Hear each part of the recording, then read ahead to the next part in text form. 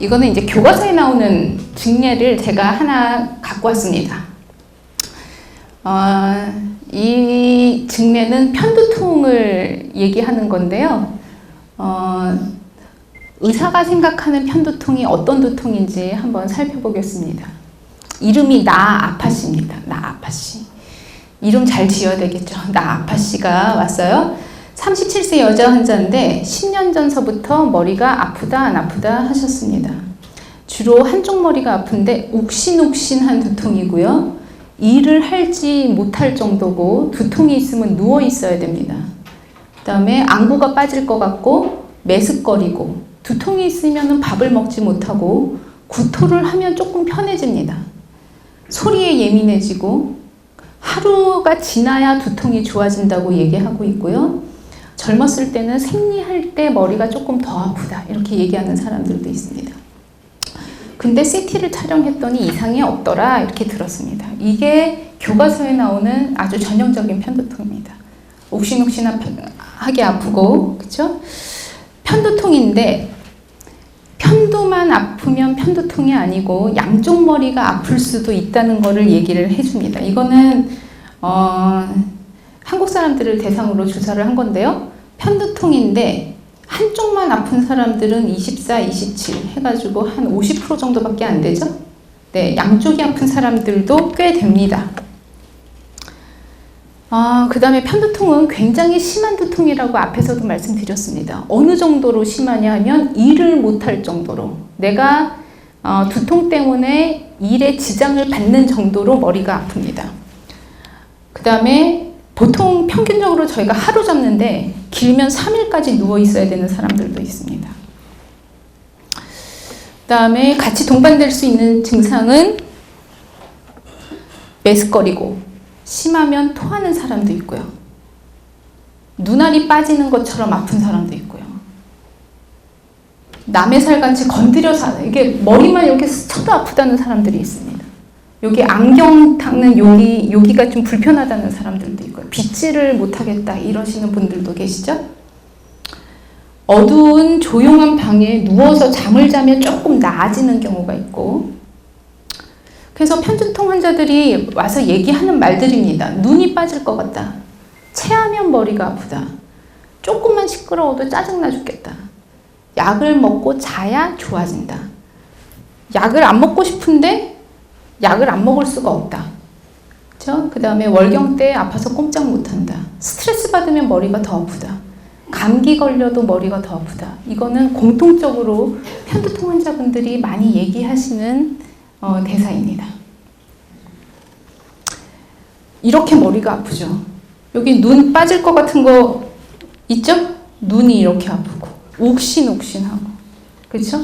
그 다음에 빛을 보면은 상당히 괴롭기 때문에 어두운데 이렇게 가만히 누워서 두통이 좋아질 때까지 가만히 있으려고 하는 경우도 있고요. 젊은 사람들은 한 20% 정도는 두통이 있기 전에 이렇게 시야가 흐려지는 증상이 같이 동반되기도 합니다.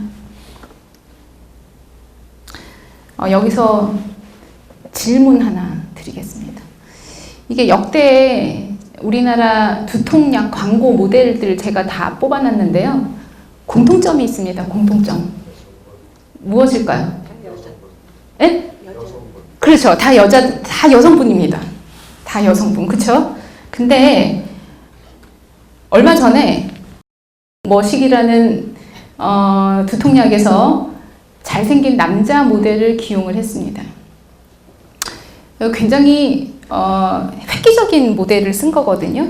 예전에 그런 모델 패턴하고 완전히 다른 모델이잖아요. 그런데 이 광고를 잘 살펴보면 머리 아픈 사람은 그렇죠. 여자입니다. 여자.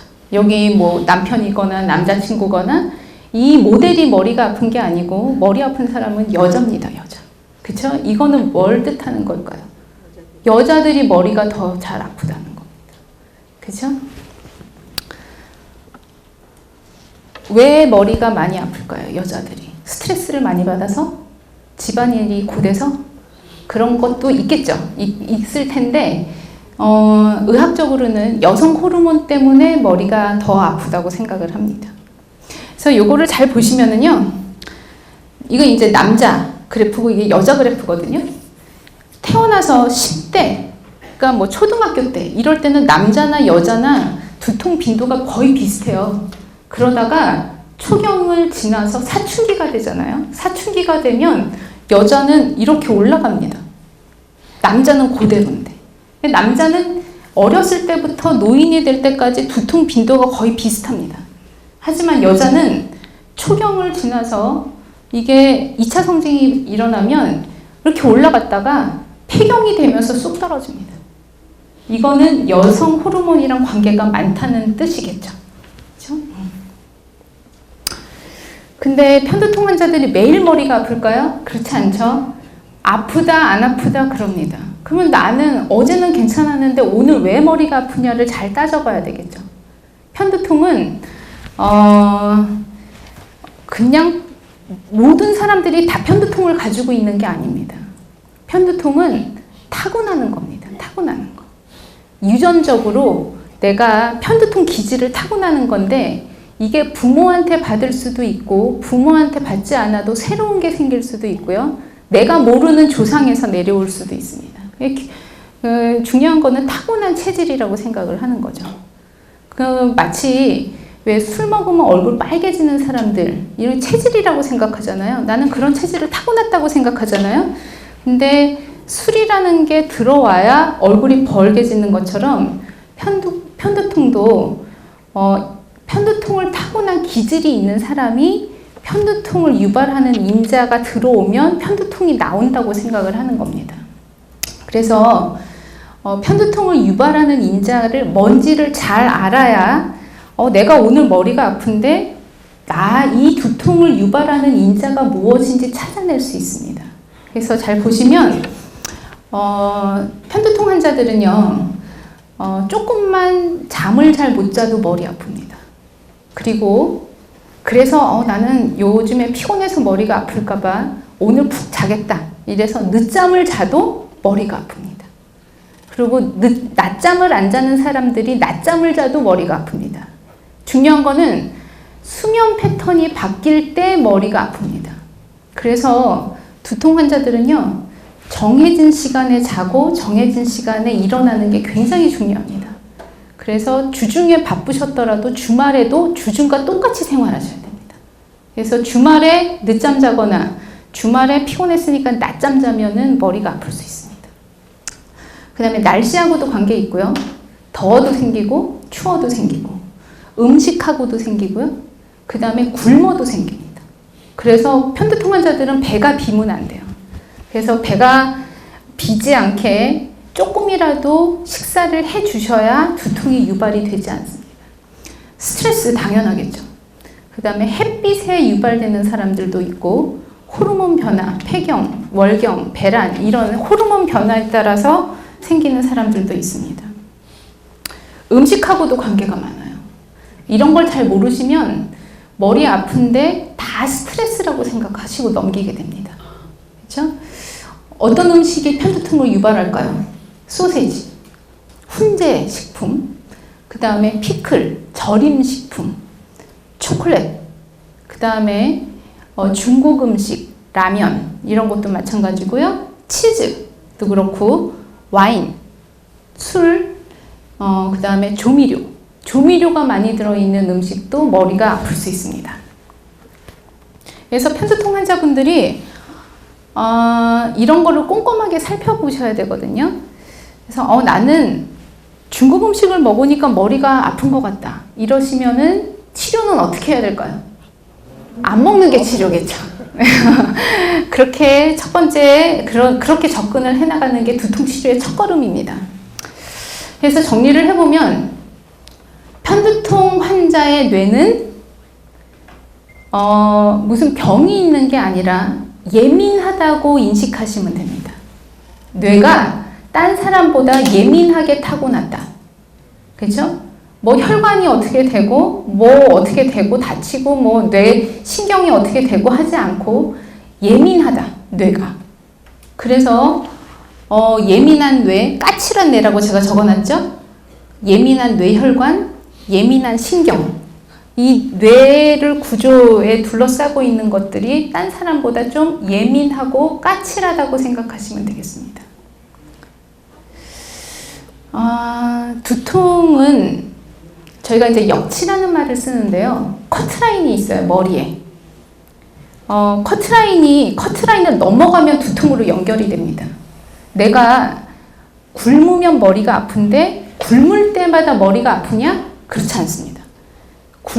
굶을 때마다 머리가 아픈 게 아니고 어떤 상황에서 굶으면 아프고 어떤 상황에서 굶으면 괜찮고 이렇거든요. 그건 어떻게 설명하느냐면은 저희가 역치가 있는데 이 역치를 넘어가면 두통으로 연결이 됩니다.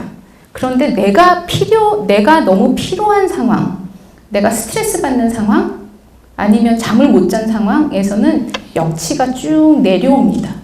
역치가 내려오면 조그만한 자극에도 두통으로 연결이 많이 되겠죠.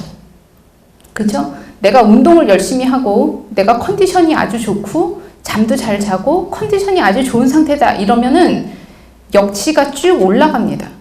그러면 조그만 스트레스를 받아도 두통이 안 생길 수 있습니다. 이 역치라는 거는 내 컨디션에 따라 올라갔다 내려갔다 변한다고 생각을 하는 거죠. 그렇죠? 그래서 여기 역치가 있는데 이날 내가 컨디션이 완전 꽝이에요. 늦잠 잤어요. 그래서 헐레벌떡 차를 탔더니 차멀미를 했죠. 스트레스 받았어요. 스트레스를 풀어보려고 초콜릿 하나 먹었습니다. 네. 그래서 바빠가지고 점심을 걸렀더니 머리가 아픈 거죠. 그렇죠? 이게 역치가 내려오면 늦잠만 자도 두통이 생기고, 그렇죠? 네. 이 역치가 올라가면 이렇게 식사를 못했는데도 두통이 안 생길 수도 있다는 겁니다. 그래서 내 컨디션을 좋게 유지하려고 노력하는 게 상당히 중요하겠죠. 그렇죠? 그래서 보시면 역치가 이렇게 올라가 있는 상황에서는 두통이 없고 역치가 이렇게 내려와 있는 상황에서는 조금만 해도 두통이 생기는 그런 예민하게 반응하는 상황으로 빠지게 됩니다. 근데 이게 점점 세월이 지나서 두통을 조절받지 않게 되면 역치가 점점 내려가거든요. 20대, 30대, 40대, 50대가 역치가 다릅니다. 그래서 나 젊었을 때는 머리가 가끔 아팠었는데 나이가 드니까 머리가 너무 자주 아프다. 이거는 저희가 역치가 내려왔다고 설명을 합니다. 그래서 젊었을 때는 이렇게 가끔 머리가 아팠다가 점점 두통 빈도가 넘어져서 이게 만성편 두통이 되면은 항상 머리가 아픈 상태로 빠질 수도 있다는 거죠. 그럼 어떤 사람은 두통이 그냥 가끔 있다가 뭐 나이가 들어서 좋아지기도 하는데 어떤 사람은 이렇게 점점 심해져서 나이가 들어서 만성 두통으로 빠지느냐? 이게 여기 제가 써져 있는 거 상당히 중요한 얘기인데 두통을 많이 앓을수록 두통이 만성화된다는 소리입니다. 그러니까 젊었을 때 빨리빨리 치료하면 나이가 들어서 만성화되지 않을 수도 있다는 걸 의미하는 거죠. 그 다음에 남성보다는 여성이 조금 만성화되는 경우가 많고 비만, 체중하고도 관계가 있습니다. 저희가 머리 아프신 분들은 체중 빼오라는 소리 많이 하거든요. 체중이 늘어나면 만성화되기가 쉽습니다. 그 다음에 코골이, 스트레스, 커피를 많이 먹어도 뇌가 예민해질 수 있습니다. 그래서 저희가 커피 많이 드시는 분, 차 많이 드시는 분, 이런 분들은 카페인 줄여오시라고 하죠.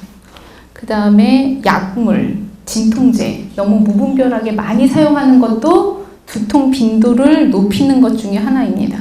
그 다음에 기분이 우울한 거, 우울증 환자분들도 두통을 조금 더 많이 하시게 되고요. 저희는 머리가 아파서 약을 먹잖아요. 근데 이 약 때문에 머리가 더 아플 수도 있다는 생각을 가지고 계셔야 됩니다. 그래서 약을 내가 어떻게 복용하고 있는가를 잘 생각을 해보셔야 됩니다. 약을 많이 드시면 이렇게 되는 거죠. 약효가 빠지기도 전에 약을 또 먹고 그래서 지금 머리가 아파서 약을 먹으면 조금 좋아지는 것 같다가도 약효가 떨어지면 또 아프고 또 약 먹고 왔다 갔다 계속 약을 먹으면서 사셔야 되는 거죠. 그렇게 하시면은 어떤 두통 치료를 받아도 두통이 좋아지지가 않습니다. 이렇게 약물 때문에 생기는 두통의 첫 번째 치료는 뭘까요? 그렇죠. 약을 중단하는 게 첫 번째 치료입니다. 그래서 두통약은 절대 남용하지 않습니다. 그렇죠? 그래서 이제 제가 여기다가 이렇게 적어놨는데 트립탄이라고 하는 약이 있는데요. 이 약은 아마 시중에서 구할 수는 없는 약입니다. 의사의 처방이 있어야지만 살 수 있는 약이기 때문에 이 트립탄 같은 경우는 편두통에만 듣는 약제라고 생각하시면 됩니다. 치통이나 이런 진통제 개념이 아닌데 이 편두통은 한 달에 10번 이상 복용하지 않는 것이 기본입니다. 복합진통제라는 것은 많이들 알고 계시는 개보린, 사리돈, 암시롱, 또 판콜, 그쵸? 이런 게 복합진통제인데 그런 약도 한 달에 10번 이상 복용하지 않는 것이 기본입니다. 그 다음에 단순진통제라고 하는 것은 많이 알고 계신 타이레놀 이런 약인데 그것도 한 달에 15알 정도 안 드시는 것이 기본입니다. 그래서 내가 약을 한 달에 몇 번 정도 먹느냐는 항상 가지고 계셔야 되는 거죠. 그래서 약물 때문에 두통이 나빠지지 않으려면 일주일에 2번 이상 먹지 않는다. 한 달에 8번 이상 먹지 않는다는 것을 기본으로 가지고 계셔야 됩니다. 그러니까 약을 먹을 때마다 달력에다 표시하면서 드시라고 저희가 합니다. 그래서 이번 달에는 내가 약을 몇 번 먹었다라는 것을 가지고 있으셔야 되고 체크를 해보니까 나는 한 달에 한 12번씩 계속 먹는 것 같다 이러시면은 와서 진료를 받으셔야 됩니다. 그대로 사셨다가는 좋아지기가 어렵기 때문에 그렇죠?